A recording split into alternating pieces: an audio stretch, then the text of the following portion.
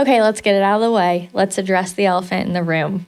You're probably listening to this episode because you, like our guest today, failed the NCLEX. Okay, that wasn't so bad.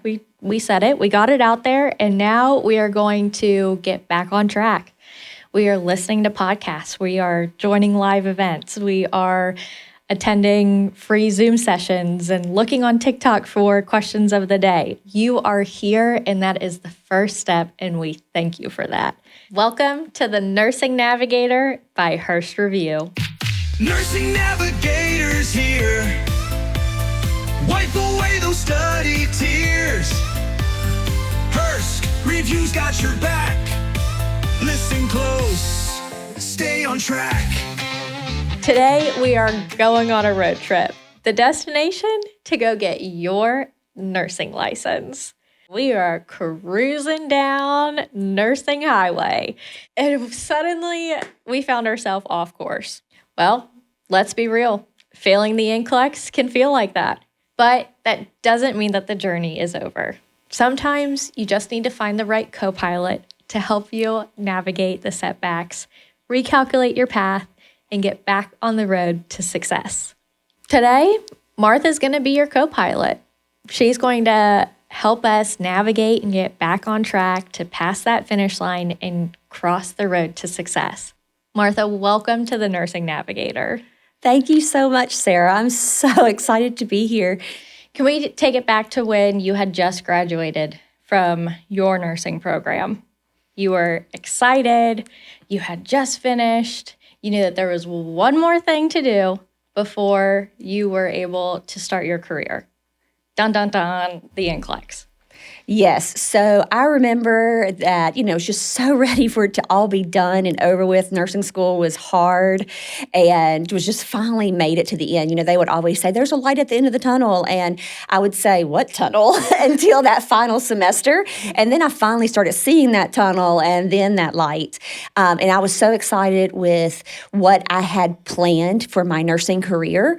And then things kind of changed at the end of that semester. And life happened. What I thought I was going to do as a registered nurse was already changing. In what ways did it change? Did you think that you were going to work in one department versus another? Did it change? You said there were some personal circumstances. When I was in nursing school, I worked in a newborn ICU, and I knew that's where I was going to work. And my goal was to be cross-trained to pediatric ICU as well. That's what I wanted. I had a job waiting for me. And then I took a trip before my last semester started, and I met somebody. And that somebody lived in a different state. I fell in love.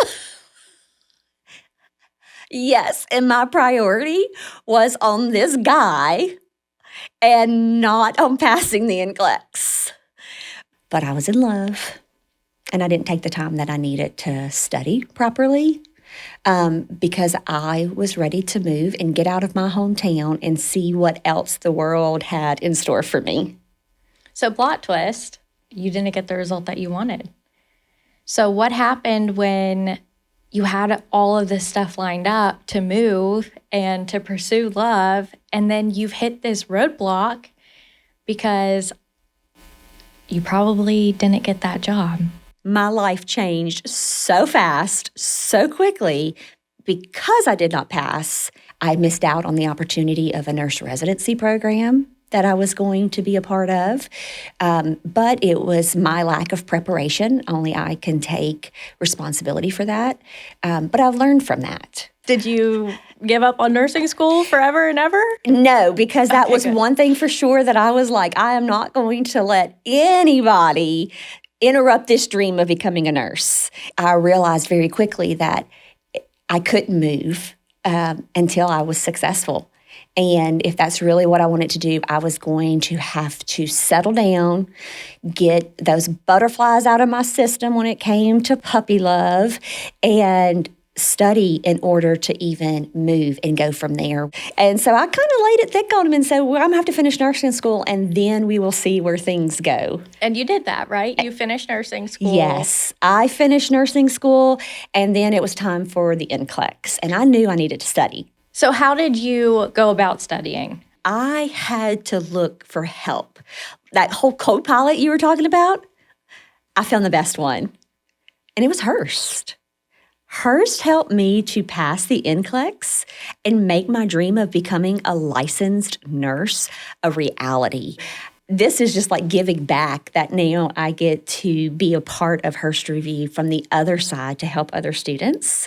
And so when I tell people Hurst works, like it's not just because I work for Hurst Review, it is because I am proof that Hurst Review works. You know, I was not a nurse and I didn't go to nursing school, but I've taken tests and exams, and it always seemed like so-and-so had it so easy. They would show up to class or not, and they would sit for the exams, and sure enough, they got a wonderful grade, and we're over here busting in the library, staying up all night, having study groups and study sessions, and it just doesn't stick. Yes, and it's just enough to pass, too, at that. You get to the point that, it's like, I just want to pass. It doesn't matter. Yeah, you aim for those A's or even those B's, but you'll take a C. Good degrees. Yes. But let's talk about the emotional roller coaster between finding out that you were unsuccessful, discovering your why, and then scheduling to retest. What emotions were you feeling during that time period? What emotions do your students tell you that they're going through? So that's going to take me back.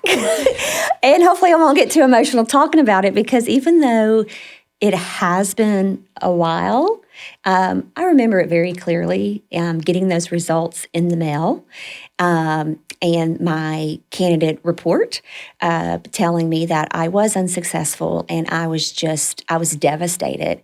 I was in shock. I was embarrassed. I felt like I let my loved ones down, and it was really, really tough. I even, to be completely transparent, I even ended up crying myself to sleep because of it. It was tough. I remember feeling like, or questioning, should I be a nurse? Is this really what I was meant to do?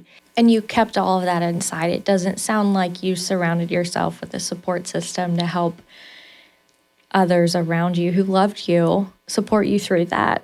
You kept it all to yourself. I did, because that is the independent person in me. Now looking back, I would not encourage that. Speak to others. Let your support system help you. And it even kind of goes back to that motivation that we were talking about as well. I mean, your support group can play a big factor, but, those emotions also don't last forever. And that's what's really important.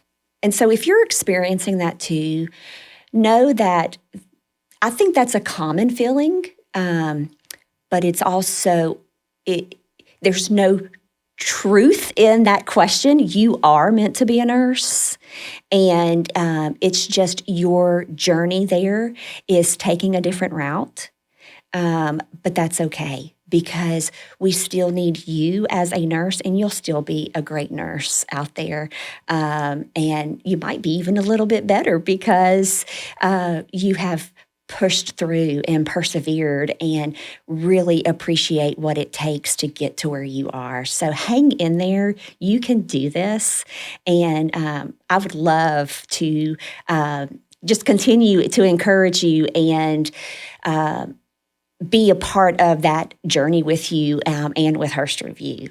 Yeah, it's like grief, right? I think everybody has experienced some form of grief in their life, whether it's losing a loved one, not getting your dream job that you thought, opening up a piece of mail or the inbox to some unexpected news.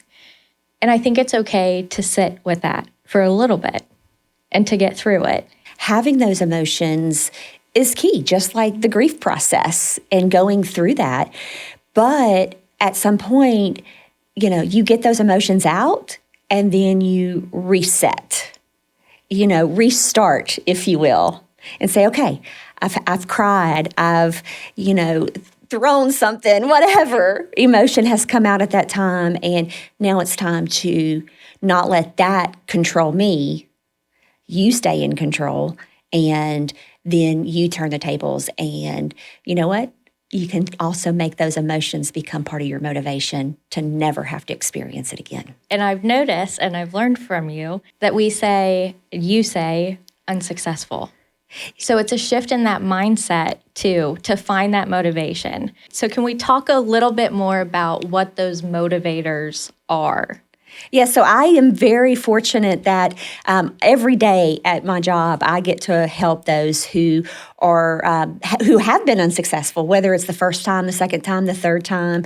And one of the biggest things that I ask them is, what's pushing you? What is your motivation? What is your why? And to remember that, because it can be so many things. So, as you're listening right now, put your why there in the comments. Let us know, because it's great to hear, whether it's a family member, maybe you have gone through something that made you want to be a nurse. Maybe you're the first one in your family to graduate, whatever the case may be. There's tons of different motivators out there that constantly keep pushing you to move forward, to turn that unsuccessful attempt into a successful one. Yeah, we'd love to hear it in the comments, but write it down. Put it on your mirror. Put a little Post-it in your car and have those reminders around you in environments that you find yourself in often, and say, okay, this is it. For Martha, it's a little pink Post-it with hearts on it, lipstick with her boyfriend's picture.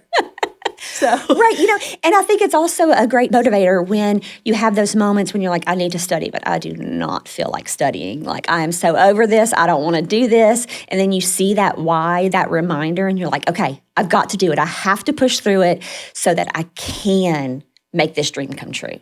What a wonderful motivator. Love. Yes. You are not the only nurse on planet Earth that did not pass the NCLEX on their first attempt. We know that there's others that go through it. But the good news is, Martha, you passed. You can pass. You can pass. We know that the stories are out there.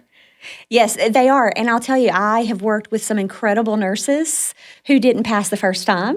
The other bit of good news that I can say coming from this experience is I have yet to be asked in a job interview if I passed the first time. So, it's okay. And, it happens, but pushing through is the key. In fact, I don't know if you know this, but around 80 to 90% of first-time test takers actually pass the NCLEX, which is great. And so that means about 10 to 20% are unsuccessful. And that just goes to show that you're not alone. There are others out there across the nation that are part of that 10 to 20%, but it's what you do beyond that matters. It's all about that mindset, right? We would love to hear from you guys. If you feel courageous enough, like Martha sitting here right now and just kind of laying it all out on the table on a very public platform to say, hey, that was me. Well, the good news is you have 45 days until you can retest to kind of go through those emotions, come up with a study plan, and get the ball rolling. Okay, we're going to do it. We're going to hit that reset button. And I have it right here. Yay! You do the honors. And here we go. Reset. Red Bandit, how do I get this to turn off? Oh, here we go. Okay. I'll hand it to you. Thank you to our amazing producer. What's step one? Well, okay, I know that. Step one is you press the reset button. What is step two? Step two is figuring out how you are going to study. How are you going to act out this plan? But is it going to be completely different than how you studied the first time? Because if it were me, I think, okay, well, that didn't work the way I anticipated it to go. So now I've got to figure out a whole different study pattern or study plan, but maybe that's not how I study best. I'm confused. How do I know? I think as an individual, only you can really answer that. I mean, did you rush into it and not really take the time to study?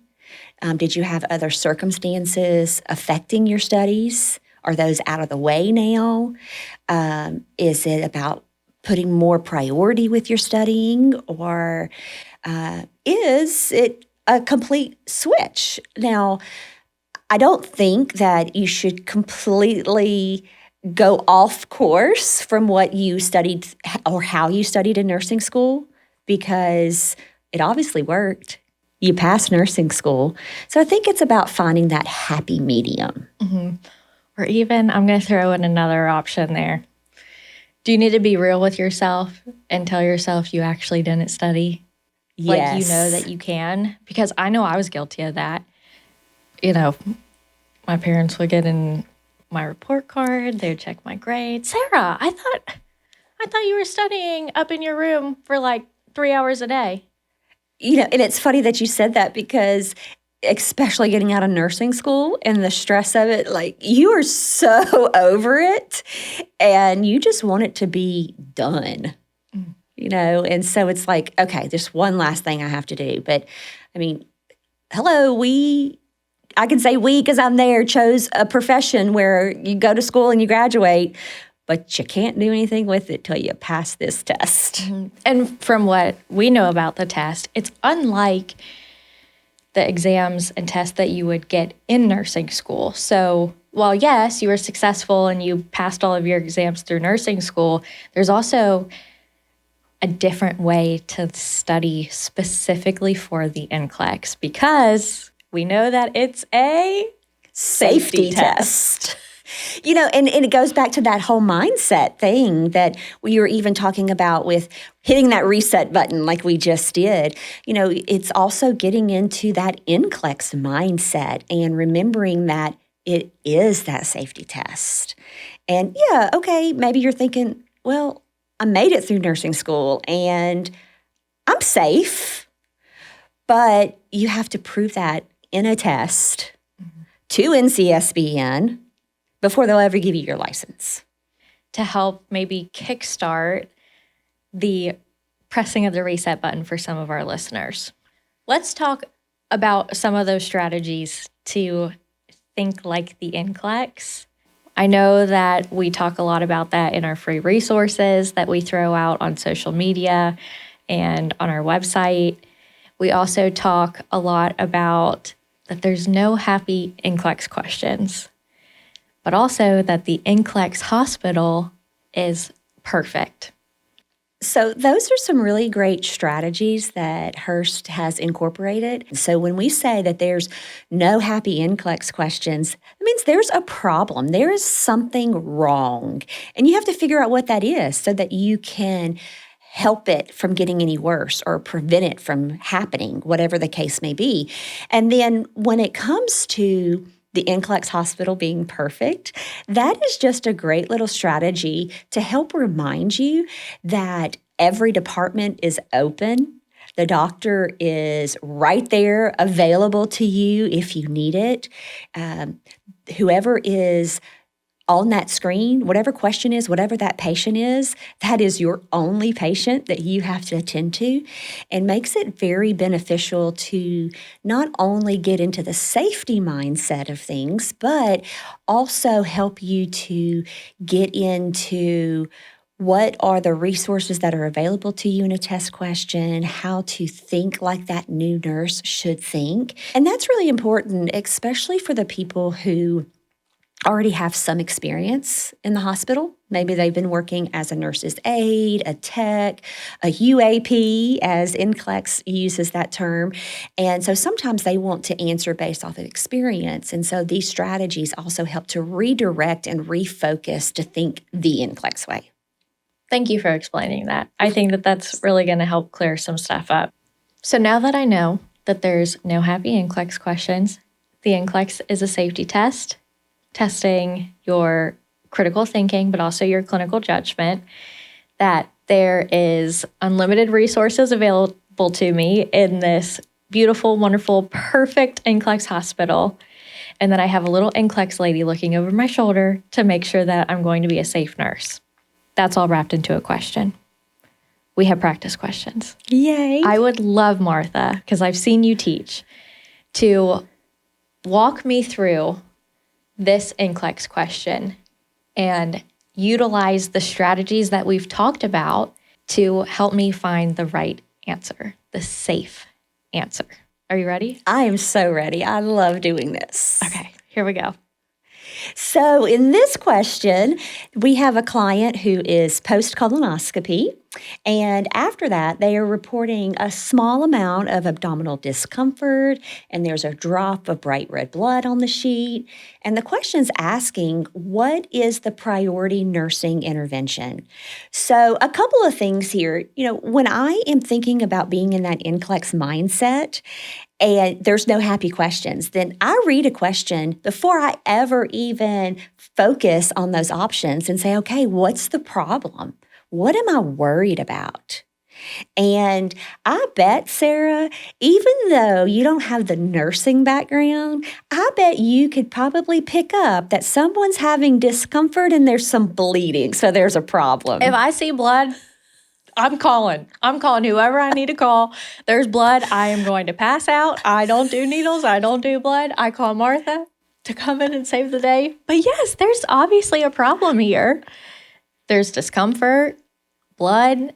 But I also see here, Martha, that it's asking, what is the priority nursing intervention? Yes, and so this is key. And that word priority is bolded, just like it would be with the NCLEX exam as well, and to help kind of bring your attention to it.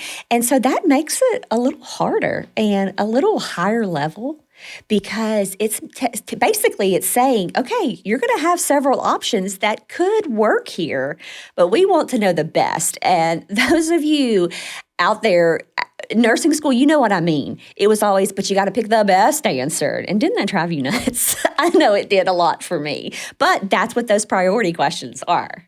Okay, so let's walk through it. So I see option 1 is reassess in 15 minutes. Should I read all 4 of these to start with, or should I take it one by one? I would take it one by one, okay, and then decide, does this option apply to the situation? And even if you think it does, then basically put it in your back pocket and say, okay, this is a maybe. Let me come back to it. Okay. Or you'll be able to say, no, not at all. And can I tell you why that's so important? Why is that so important? Because if you read them all, then you're going to start second guessing yourself. Yeah, I can totally see that. I would always second guess myself because it could be this one, and it could be that. And it was kind of like I had 2 little Sarahs on my shoulder that were going back and forth and trying to convince me. And then I would change my answer despite going with my gut, which I know they always say to go with your gut. Yes, I was just going to say that too. I mean, how many times have you out there changed your answer knowing good and well, I should never change my answer because I usually have the right answer when you go with your gut instinct, but then you change it anyway. Guilty. I've been there, done that. So we're not doing that. No. So when you look at one option at a time and you can say, no, this doesn't apply, then you've already marked it out in your head. And so you can't use it. Okay. So would this one apply since we're now going line by line? Option 1, reassess in 15 minutes. I mean, we already been through this. I'm not a nurse, but that would concern, if I was that patient with abdominal discomfort, with a drop of blood next to me, and a nurse came in and says, I'll be back in 15 minutes, I would not be a very happy patient. Right. And you're absolutely right, because this is what we call delaying care. I mean, you're basically saying, okay, all I'm going to do is come back and check on my patient, and that's it. So we do not delay care. We do not delay care at all. And also, do you remember me saying a while ago that this is our only patient that we have to tend to? And there's a problem. Mm-hmm. And so I want to do something to fix it.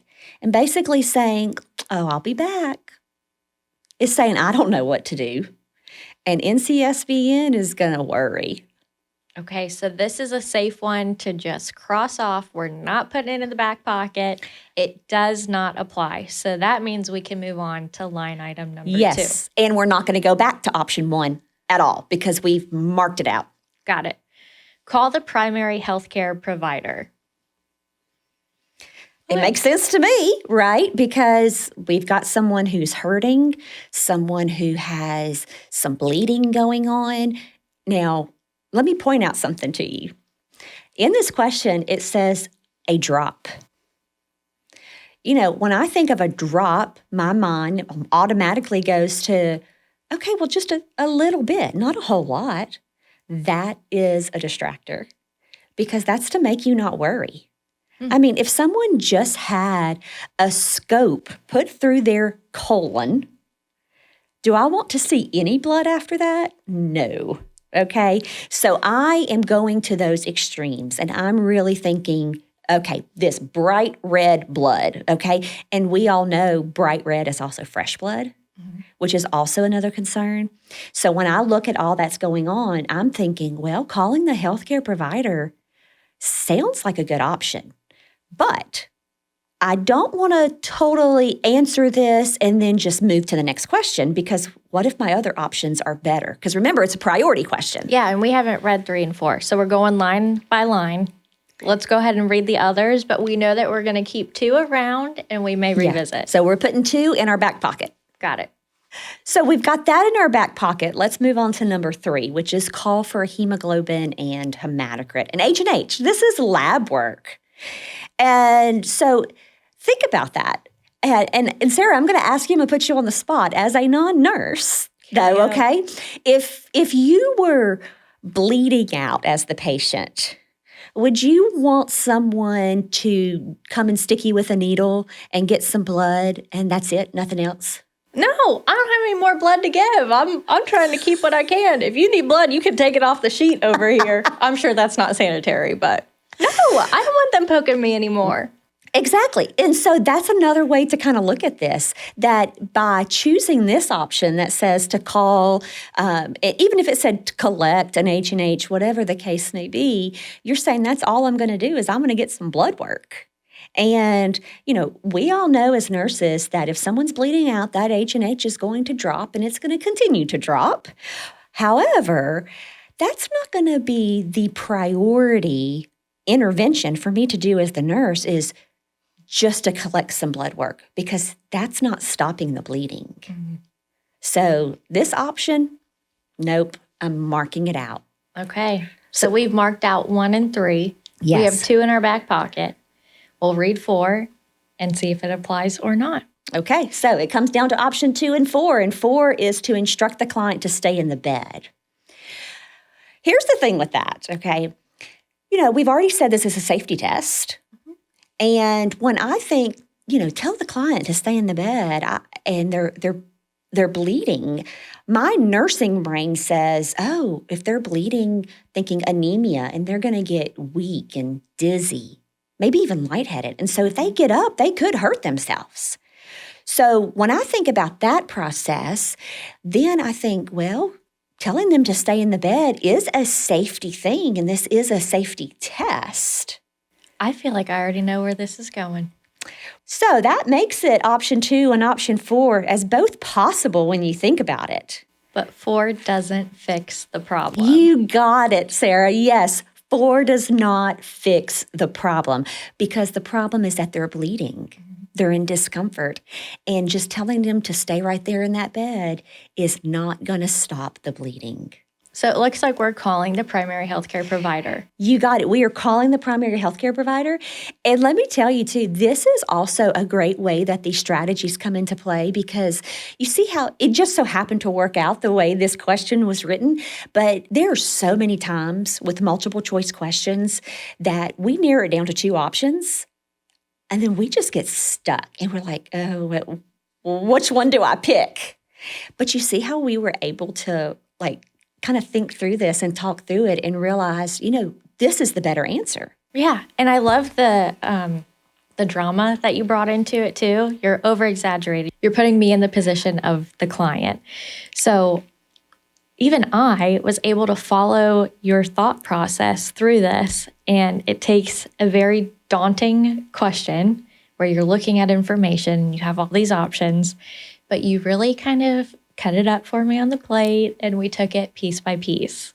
Yes, and that is the key there, is to see that they're really not you know, they don't have to be so overwhelming if you know content like you need to know it and can apply it to these questions. And before we move past it, can I give just one more little hint? Oh, give all the hints. This is what people are listening and watching One more for. little testing strategy here that I love to share. So you see at the beginning of this question how it says that the nurse is caring for this client? Mm-hmm. Well, I always like to encourage students that, guess what? It is not just any nurse.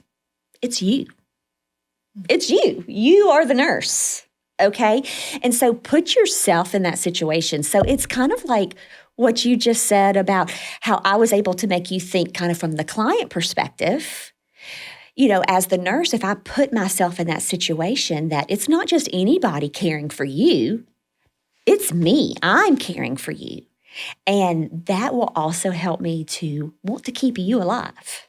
I would love for you to keep me alive. And you can take care of me any day, Martha. I trust you. Well, Martha, I have a feeling that this episode of the Nursing Navigator is going to be a co-pilot to somebody else. So you're really kind of passing along that torch. And we hope that those of you listening found some bits of wisdom that Martha was able to share, and that you were able to follow her explanation and your rationale when it comes to questions like this. And that's something that we do all the time. I mean, we put out free resources for students to take a look at. We have daily questions on our social media at Hurst Review on any of your social media platforms. There's webinars and Zoom classes that people can sign up for on our website. And if you're looking for a one-stop shop to an NCLEX review, on our website, we have this feature called Find Your Perfect Match. So maybe you don't know where you need to start. This is a great starting point to press that reset button and fill out this interactive form and a video format to where I'm going to ask you a couple questions, and then we're going to recommend the review that works best for you and your study habits to get the ball rolling again. Before you retest, we want to rebuild your confidence. I know I thank you, our viewers thank you, and we want to hear from you guys. Like I said, Martha has been in your shoes. So if you have questions or you just want to share your testimony or tell us what's motivating you or finding your why, Martha looks forward to those. I know she does because she comes and she shares it with the rest of the team. So please feel free to leave a comment, send us a DM, send us an email. Our email is nursingnavigator@hurstreview.com, and we'll be sure to bring Martha back on because I think you relate. You're relatable. Thank you. And I would love to be back anytime. And if I have anything, final to say to them out there is you are meant to be a nurse. So do not let this be the end of your journey. Wait, Martha, there's one thing that we haven't answered yet, and I'm just kind of a little bit nosy, and I kind of want to know, did it work out with your boyfriend, or? Well, yes, he's my husband. Okay, good. All right, we can end the episode there. Martha passed the NCLEX, she found love, everything is good and happy. Until next time, future nurses, current nurses, or retired nurses, thanks for tuning in to the Nursing Navigator by Hurst Review. Guiding you through from school to the floor, nursing news, careers, and so much more. Learning, growing, passing the test. With Nursing Navigator, you'll be your best.